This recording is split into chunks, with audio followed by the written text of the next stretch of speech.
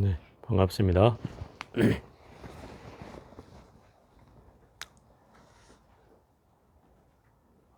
오늘은 이제 반야신경 총결분 할 차례인데요.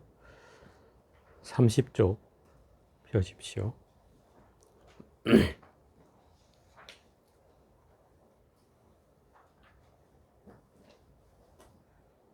이제 마지막 결론 부분에 와 있다는 뜻이에요. 총결분은 지금까지 이 반야신경을 정리해 보자면 관자재 보살이 관세음 보살이 깊은 반야바라밀다를 행할 때에 오온이 공함을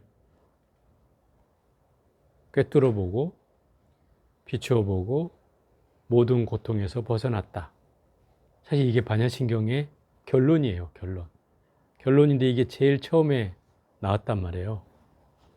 그러면 이제 뭐 중간에 뭐 색즉시 공즉시 색, 뭐 색불이공 공불이색, 또 뭐 오온 12처 18개, 12연기, 사성제 8정도 이러한 부처님의 그 기초 교리 체계가 등장하게 되는 이유는 모든 경전에 공통적으로 나오는 걸 얘기하는 거예요.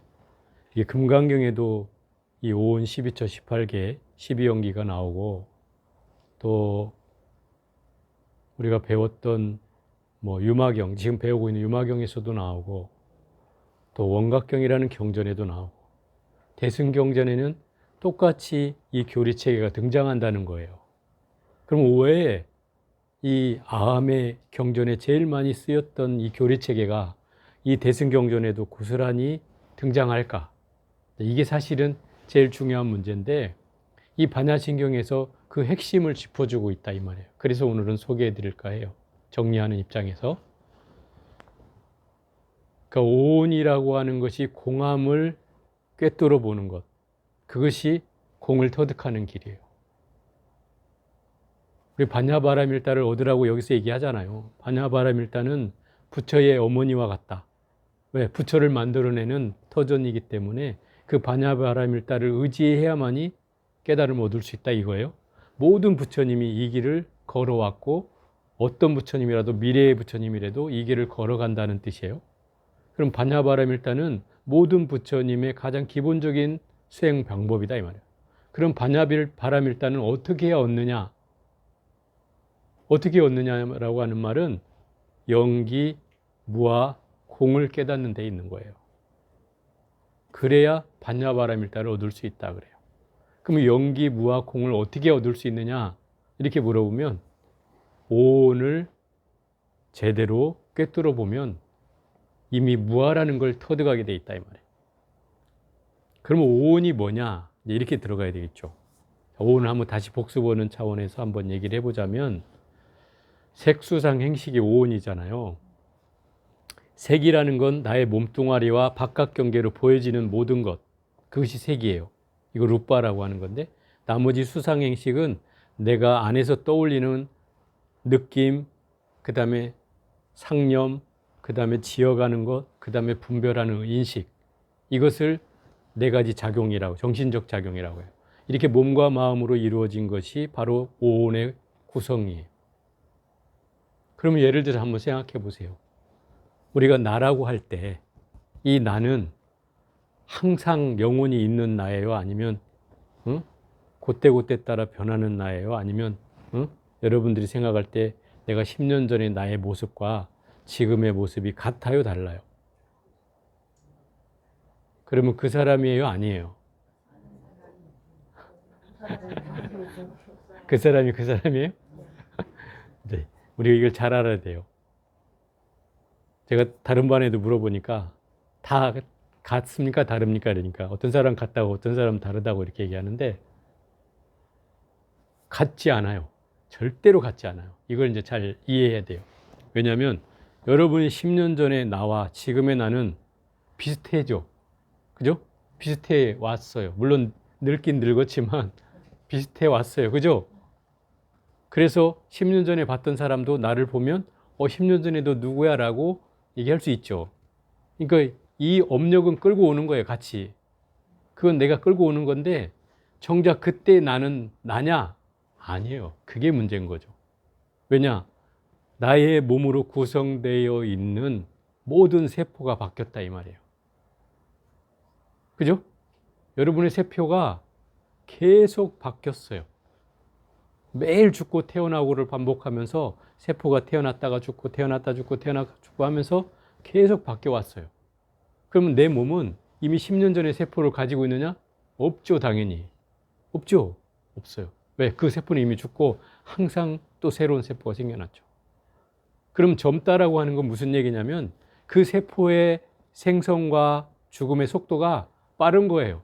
빨리 세포가 생성되는 거죠. 그러니까 늙을 겨를이 없어지는 거지만 나이가 먹을수록 이 세포의 성장과 죽음이 더디다 이 말이죠. 그래서 노화가 진행되는 거예요. 그게 빨리 생성되지 못하니까 노화가 진행되는 거죠. 그렇다고 보면 우리의 몸뚱아리는 이미 10년 전에 나의 몸뚱아리가 아닌 거예요. 엄격히 따지면. 그렇죠? 여러분의 세포로 친다면 끊임없이 변해왔다 이 말이에요. 그래서 스님들이 축원할 때 이런 얘기를 해요. 일일이랴 만사만생이라. 하루나 하룻밤에 1000번 죽고 10,000번 태어난다. 이런 말 들어봤어요? 이 얘기가 왜 진행되는가를 생각해 보면 우리가 죽는 것은 순간이란 뜻이에요. 찰나지간에 죽는다 이 말이에요. 왜? 세포가 끊임없이 죽고 태어나기 때문에 우리는 매일 죽고 태어나는 걸 반복하고 있다는 뜻이기도 해요. 그죠? 늘 우리는 그 연습을 하고 있는 거예요. 그럼에도 우리는 죽음 앞에서 두려운 것은 그 죽음에 대한 무지 때문에 그런 거예요. 그 앞날을 모른다 이 말이죠. 어떻게 될지. 그래서 두려운 거죠. 이제 어찌 됐든 결국 10년 전의 나는 지금의 나와는 다르다 이 말이에요. 같지 않아요, 절대로. 이게 이제 여러분들한테 딜레마예요. 왜냐하면 나는 여러분의 생각 속에 이런 거죠. 나는 지금껏 변해왔어. 이렇게 인식하고 있다 이 말이에요. 그죠? 세월이 10년이 지난 동안 나는 이렇게 변해왔어. 라고 하는 인식이 남아있어요. 그것은 내가 변하지 않는 어떤 내가 있어서 그놈 위에 뭔가가 조금씩 달라져 왔다라고 상정하는 거죠. 그래서 나는 조금은 뭔가가 근본적인 내가 있다라고 생각하는 습관이 있는 거죠. 우리에게는. 근데 실제로는 그렇지 않다는 거예요. 자, 다시 한번 또 비유를 들어볼게요. 내가 감기에 걸렸어. 아, 내가 아파 지금. 응? 이렇게 얘기를 했을 때 내가 아프다고 하는 말은 나라고 하는 말은 나의 몸뚱아리예요, 내 생각이에요? 네? 몸뚱아리죠. 내가 아프다는 건 몸이 아픈 거잖아요. 그죠? 몸이 아픈 거예요. 이때는 나는 몸이에요, 몸. 몸이 나예요. 그죠? 그런데 갑자기 내가 아이스크림을 떠올리니 아이스크림 너무 먹고 싶어. 먹고 싶은 생각을 일으켰어요. 그러면 먹고 싶다는, 내가 먹고 싶다라는 생각을 일으킨 나는 몸뚱아리예요? 뭐예요? 생각이죠. 그죠? 생각이에요. 그러면 나는 여기서 지금 생각이 되는 거예요. 그죠? 나는 생각이 바뀌는 거예요. 나라는 놈이 생각으로 바뀐다 이 말이에요. 또 내가 이 보살님을 봤는데 내가 언제 본 보살님 같아? 라고 하는 생각을 일으켰어요. 내가 봤어요. 분명히 봤는데 그 사람이 옛날에 봤던 그 사람 같아요. 그런 인식을 일으켰어요. 그러면 그때에는 나가 누구예요? 인식한 내가 나란 말이에요. 이해가 돼요? 인식한 내가 나예요. 그러면 우리는 나라고 하는 말에는 이렇게 여러 가지로 바뀔 수 있다 없다? 바뀔 수 있다는 말이죠. 그러니 어떤 걸 나라고 할 거냐 이 말이에요. 내 몸뚱아리가 나예요? 내가 느낀 느낌이 나예요? 아니면 인식한 내가 나예요? 어떤 게 나예요? 이 얘기는 무슨 얘기냐면 바꿔서 얘기하면 조건이 지어질 때 나가 생성된다는 뜻이에요. 그죠? 내가 음식이 먹고 싶다는 생각을 떠올렸을 때 내가 출현하고, 그죠? 조건이 만들어진다 이 말이에요. 내 몸뚱아리가 아프다고 했을 때 나라고 하는 몸뚱아리가 내가 되고, 그죠? 또 보살님을 본 인식이 출현하니까 내가 보았던 인식이 내가 되는 거죠. 그죠? 그 조건이 주어지지 않으면 나라는 게 과연 있는가라고 하는 거예요. 그래서 우리가 이것을 제대로 잘 알면 오온이라고 하는 것이 텅 비어 있어서 어느 것도 나라고 할 게 없다는 사실을 터득하는 거예요. 그게 오온이 개공함인 것을 비추어 본다는 말이 그 말이에요. 이해가 돼요? 여러분들은 이제 머리로는 이해가 됐어요. 그죠? 머리는 이해가 됐죠? 이것도 이해가 안 된 사람 있어요? 이해가 됐죠? 그러면 이제 여러분들은 머리는 이해됐지만 여기서 말하는 공성을, 무아를 또는 연기를 깨닫는다는 것은 그게 내 몸에 온전히 받아들여져서 마치 스파크가 일어난 듯이 뭔가가 환히 꿰뚫어 봐야 된다는 거예요. 그게 조견이란 뜻이 나오는 이유가 그거예요. 환히 그걸 꿰뚫어 볼 수 있는 눈이 생겨나는 거죠. 제가 이렇게 이치적으로는 이해가 되지만 그게 실상의 나의 뭔가 나와 한 몸이 되어서 그 가르침이 내 걸로 받아들여질 때 그때 조견이 되는 거예요. 그걸 일명 반야바라밀다를 얻었다고 하고 연기 무아 공을 터득했다고 하는 거예요. 이미 이치는 우리는 알지만 이치로 아는 것만 갖고 우리는 깨달았다고 할 수는 없는 거예요. 거기에서 그 경계를 내 몸으로 직접 체득해서 뭔가 거기에서 발현되는 것들이 발휘되어서 그 공성을 터득하면 이미 무아라는 사실은 자연히 알게 된다 이 말이죠. 그래서 어떤 것도 나라고 할 게 없다는 사실을 알게 되고 그 알매에 의해서 모든 집착이 사라진다 이 말이에요. 그래서 여기서 말하는 그 공능이 마음에 걸림이 없어지고 두려움이 없어지고, 그죠? 또 모든 뒤바뀐 헛된 생각도 멀리 떠나고 심지어 완전한 열반에 들어가게 된다. 이게 네 가지 효능이 일인 생긴다 이 말이에요. 모든 게 다 공성이라고 이제 깨달았을 때는 이런 경계가 터득이 된다 이 말이에요. 그래서 모든 부처님이 결국 이 반야바라밀대에 의지해서 최상의 깨달음을 얻었고 앞으로도 어떤 부처님이라도 결국 이 반야바라밀대에 의지해서 깨달음을 얻게 된다는 거예요. 그러면 모든 부처님이 반야바라밀대에 의지해서 깨달음을 얻기 때문에 깨달음을 얻으려고 하면 뭐에 의지해야 돼요? 바로 반야바라밀다에 의지해야 된다는 거예요. 그러면 반야바라밀다를 얻으려면 어떻게 해야 되느냐? 공성을 터득해야 하고 무아를 체득해야 되는데 그 무아를 체득하는 방법이 바로 오온을 꿰뚫어 보는 거예요. 그래서 이 오온 12처 18개가 계속 나오는 이유예요. 물론 오온만 가지고 설명하니까 사람들이 잘 이해를 못하니까 12처 18개가 또 등장하는 거예요. 네 눈으로 보고 듣고 귀로 소리 듣고 코로 냄새 맡고 혀로 맛보고 하는 그 경계 안에서 너라고 할 게 있느냐 이거 얘기하고 있는 거죠. 어떤 게 실체냐. 눈으로 본 게 우리는 실상이라고 얘기할 수 있는가라고 하는 거죠. 귀로 들은 게 실상이라고 할 수 있느냐 이 말이에요. 잠시 스쳐가는 소리를 듣고 그 소리가 존재한다고 우리는 여길 수도 있지만 그러나 그건 존재하는 소리가 아니다 이 말이에요. 잠시 스쳐갈 뿐인 거죠. 마찬가지로 우리가 눈으로 본 것도 마찬가지고 귀로 들은 것도 마찬가지고 코로 냄새 맡는 거, 혀로 맛보는 것 경계도 다 그렇단 말이에요. 근데 우리는 그것을 현재 맛보고 있기 때문에 아 맛있어 라는 마음을 일으키고 그죠? 그 경계에 따라서 마음이 또 휩쓸려 가잖아요. 좋다, 싫다, 나쁘다, 나는 이거 좋아, 나는 싫어 하는 경계가 일어나잖아요. 근데 이게 실상이 아닌 것에 늘 우리는 속고 거기에 늘 분별을 일으켜서 괴로움을 만들어낸다 이 말이죠. 이게 이제 실상을 보지 못하는 마음이다. 늘 현상에 쪼들려서 그 현상에 휘둘려 가지고 그 경계에 휩쓸려 가는 거죠. 이제 이런 경계 때문에 이 오온이나 12처 18개가 등장하는 이유예요. 그래서 이 총결분에 보면은 그렇기 때문에 그 공능을 다 얻고 나면은 그 반야바라밀다라고 하는 것은 가장 신비하고 가장 신비한 진원이다 이 말이에요. 시대신주라는 말은 가장 신비한 진원이다. 여기서 이제 주문이라고 해석을 했는데 사람들이 이제 주문이라고 하니까 무슨 어떤 신통력이 있는 막 옛날 말로 하면 수리수리 마수리 하면 막 뭐가 뿅 나오고 하는 그런 것처럼 얘기하지만 사실은 그런 뜻이 아니라 부처님의 진언이란 뜻이에요. 진언은 해석할 수 없는 걸 말하고 참소리란 뜻이에요. 참된 소리. 진언이라는 건 참된 말이라는 뜻이요. 그래서 그 진언의 힘이 있다는 거예요. 참된 말에는 그 진언이 가지고 있는 힘이 있어요. 그래서 그 힘을 발휘되기 때문에 그 음가를 읽으면서 공덕이 생겨나는 거예요.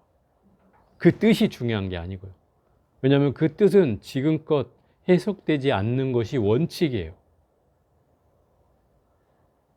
그게 오종불본이라고 해서 부처님 말씀이 중국으로 전해지고 중국에서 한국으로 일본으로 건너갈 때 원칙이 세워진 게 그거예요. 진언은 해석하지 않는다. 왜? 이 진언의 힘은 음가에 있다 이 말이야. 소리를 내는, 그대로 소리를 내는 데 있기 때문에 그 뜻을 해석함으로 해서 오히려 그 음가가 상실되고 또 기운이 반감되고 또 그 뜻이 제대로 이해할 수가 없어서 결국 여러 가지로 혼돈을 일으킬 수밖에 없다. 그래서 이 진언은 해석하지 않는 것이다. 어쨌든 이 반야바라밀다는 가장 신비한 참된 소리이고 또 가장 밝은 진언이며 가장 밝다는 것은 대광명주로 부처님의 깨달음의 빛이 온 누리에 비치듯이 그런 밝은 진언이란 뜻이에요. 그리고 시무상주라는 말은 최고의 진언이란 뜻이에요. 이 위에는 더 이상 없는 최고의 진언이 그게 뭐다? 반야바라밀다가 그렇다는 거예요. 반야바라밀다가 가장 신비한 진언이고 또 가장 밝은 진언이고 그리고 가장 최고의 진언이다. 그리고 무등등주 어떤 것과도 비교할 수 없는 평등한 진언이다 이 말이에요. 비교할 수 없는 평등한 진언. 여러분 이 무등이라고 하는 말이 보문품에도 나옵니다. 보문품 읽고 계신 분은 아실지 모르겠는데 무등등 나오죠? 맨 마지막 구절에 나오잖아요. 안욕따라 삼맥 삼보리심을 낸다 이럴 때 이 무등이라는 말은 불교 용어예요. 광주에 가면 무등산이 있어요. 그죠? 무등산이라는 산의 이름이 뜻이 뭐냐면 어떤 것도 견줄 수 없이 혼자 우뚝 솟아있다 이런 뜻이에요. 그게 무등이에요. 그죠? 비교가 되지 않는다 이 말이야. 에? 그러니까 이제 경상도 사람들이 생각하는 방식으로 얘기하면은 우리나라가 좀 다른 게 있어요. 예를 들어 해발의 고도가 달라요. 서쪽으로 서해안 쪽으로 가면은 해발이 거의 없어요. 근데 경상도 쪽에 하면 해발이 보통 한 400~500m 돼요. 절에 가보면 제가 직지사에 오래 살았는데 직지사 그 마당이 해발이 300~400m예요. 이미 그냥 평지가 그게 무슨 얘기요? 그만큼 자체가 높다는 거죠. 이미 자체가 높아. 그러니까 산이 1100m 돼도 거기서 올라가는 거 한 700m만 올라가면 되는 거예요. 이해가 되죠? 근데 전라도는 해발이 거의 없어요. 그럼 0에서부터 거의 시작한다 이 말이에요. 그러면 한 700m만 돼도 엄청 높은 거예요. 이해가 돼요? 그리고 뿔뚝 솟아 있어요 그냥 평지에. 물론 다 거의 구릉지인데 그 중에 높은 산들은 뿔뚝 솟아 있어. 무등산도 1000m가 넘어요. 그래도 제가 알기로는 그래 1000m 넘어요. 네? 그리고 무등산도 보살님이 한 부분만 봐서 그래요. 진짜 험한 데 가보면 무등산이 엄청나게 이렇게 기암괴석으로 이루어진 부분이 있어요. 또 뒷부분으로 가면은. 그래서 어쨌든 산이 이제 그 뜻이 그렇다 이 말이에요. 그래서 모든 그 봉우리 가운데 어떤 것도 견줄 수 없이 혼자 울뚝 솟아있기 때문에 그렇다는 거예요. 실제 그래서 백양사하고 운문함에서 백양사에 가면 운문함이라고 있어요. 거기 선방인데 제가 거기서 한 2철 살았는데 거기서 아침에 날 좋은 날 이렇게 보면 산이 막 쫙 펼쳐지네. 무등산이 보여 이렇게 거기서 산을 보면 아주 멋져요. 그러니까 그 절이 가지고 있는 특징들이 이제 그런 게 있는 거예요. 그래서 경상도 산은 되게 이제 가파르고 뾰족뾰족하고 주로 이런 산들이 많고 전라도는 이제 가파른 것보다는 좀 두루뭉실하게 생긴 산들이 많죠. 그리고 이제 주로 막 산맥으로 형성된 산이 아니고 그냥 평지에 있다가 뿔뚝 하나 솟아있고 뿔뚝 하나 솟아있고 이런 식으로 돼 있고, 경상도는 막 산 속에 산이고 산 속에 산이고 막 이렇게 돼 있죠. 그게 이제 다른 거예요, 구조가. 그래서 이제 말씨도 재밌는 게 한 산을 넘어가면 말이 틀리고 또 한 산을 넘어가면 말이 틀리고 그런 거예요. 경상도는 그래요, 원래. 그게 지역이 그만큼 폐쇄되어 있었다는 거죠. 교류가 되지 못하고. 근데 전라도는 그런 곳이 별로 없어요. 그러니까 뭐 말이 다르긴 하지만 그러다 크게 차이가 나지도 않고 또 소통이 쉽게 용이하게 된다, 이런 얘기죠. 그게 이제 다른 특성이 있는 거예요. 무등산을 얘기하다 여기까지 빠져. 이 무등등주가 바로 그런 뜻이에요. 어떤 것과도 견줄 수 없는 독보적인 진원이란 뜻이죠. 그러다 보니까 온갖 괴로움을 없애고 진실하여 허망하지 않음을 알지니라. 자, 이게 참 재밌는 말인데, 앞에는 모든 괴로움을 벗어났다고 했고, 그죠? 전부 다 없는 거라고 얘기했어요. 그래서 뭐 오온도 무하고, 또 12처 18개도 없고, 그죠? 또 연기법도 없고 사성제 8정도도 없다고 그랬어요. 그 다 없다고 했는데 여기서는 허망하지 않은 게 있다는 거예요. 진실에서 허망하지 않은 게 있다는 거죠. 그게 무슨 얘기냐면, 자, 금강경에서 얘기하는 구절 한번 얘기해요. 범소유상 계시허망 약견재상 미상 직견열이 하잖아요. 무릇 형상이 있는 것은 다 허망하여, 그죠? 형상이 있는 것은 다 계시허망, 허망하여 모든 상이 상하님을 보면 열애를 보리라, 이거잖아요. 그러니까 결국 형상이 있는 것은 다 허망하다는 거죠. 사라지기 때문에, 영원 불멸하지 않기 때문에. 근데 이 반야바라밀다는 형상이 있는 거예요, 없는 거예요? 예? 없는 거잖아요. 형상이 없는 거예요. 그래서 이 형상이 없는 이 반야바라밀다는 진실하다고 얘기하는 거예요. 없어지지 않으니까. 그래서 허망하지 않다고 얘기하는 거예요. 이걸 이제 강조하는 거예요. 그러니 우리가 의지해야 될 뼈가 뭐다? 반야바라밀다에 의지해야 된다. 이거를 강조하고 있는 대목이에요. 그래서 이제 반야바라밀다주를 말하리라. 이 반야바라밀다 진원이 있는데 그것이 뭐냐면 아제아제, 바라아제, 바라승아제, 모지사바, 이래요. 근데 이게 재밌는 것은 원래 한문으로는 아제아제가 아니고 계제, 계제, 바라계제, 바라승계제, 보리사바, 이게 원래 이름이, 뜻이 그래요, 제목이. 근데 왜 아제아제로 바뀌었는가? 이게 사실 캐시엄 마크예요. 이거 학자들도 사실은 정확하게 이걸 분석해낸 사람이 없더라고요. 그냥 이제 추정컨대 몇백 년 전에 우리가 몽고하고 교류를 할 때, 몽고야 침략을 받고 이럴 때 이 몽고 발음에 의해서 이게 아제아제로 바뀌지 않았을까, 이렇게 추정하는 정도지, 실제로 그게 뭐 그렇다라고 얘기할 수 있는 사람은 아직 정확한 근거는 없어요. 왜냐하면 원래 범어의 그 원전의 발음이 이거하고 다르기 때문에 그런 거예요. 원래 범어의 원전의 발음은 가테, 가테, 파라, 가테, 파라삼, 가테, 보디스바하, 이게 원래 부처님 당시에 쓰던 말이에요. 가테, 가테, 파라, 가테, 파라삼, 가테, 보디스바하. 이것이 중국으로 가가지고 제띠, 제띠, 뭐 파라, 제띠, 파라삼, 제띠, 보디스바하, 이렇게 바뀌었어요. 근데 이것이 우리나라에 왔으면 어떻게 바뀌었겠어요?